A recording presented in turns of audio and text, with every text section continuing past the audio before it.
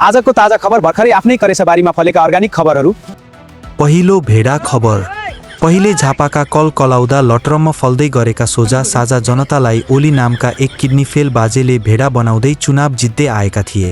तर अहिले फागुन 21 का दिन झापाका जेन्जी दाजुभाइ मात्र नभई जवानी चढेका बुढापाखाहरूले पनि उल्टै भ्रष्टाचारी नेतालाई भेडा बनाई हराए।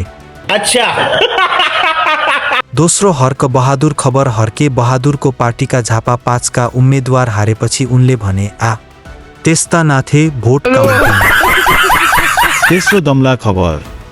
जफी दमला रोहतक क्षेत्र नम्बर 4 मा चुनाव हारेपछि पत्रकारितामा फर्किँदै भने हामी यतिखेर प्रत्यक्ष प्रसारणमा छौं, तपाईहरुलाई हामी देखाउन चाहन्छौ। हेर्नुस् कस्तो अवस्था छ, हेर्नुस्। पहिले नेपालभरि ड्याम ड्याम गन्ती बजिरहेको छ। जय गन्ती।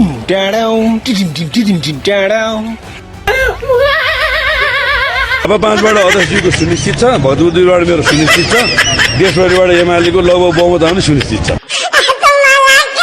डबल भोटको अन्तरमा हामी जित्छौँ। हाम्रो भोट 30,000 नाग्छ र दोस्रो हुने पार्टी भनेको कांग्रेसै हो। अब मान्छेको नलखुट्टो बजाउँदै कुइँ गरेर आउँछ राति सबै सुतेपछि। बालेन फिरिङ्गी झापामा मरे मान्छेको नली खुट्टे च्यापेर टुई गर्दै 6 गते गएर जित्ने। त्यति मूर्ख छन् झापावासी। न साइनो, न सरकार, न माओली, न ज्वाइँचेलो, न जन्मेको न हुर्केको। ए बालेन हिम्मत छ भने महोत्तरीमा लड। ए रवि हिम्मत छ भने भक्तपुर 1 नम्बर आऊ। किङ मनोहरकोट जन्म्या होइन मन। भक्तपुरपछि गौरव गर।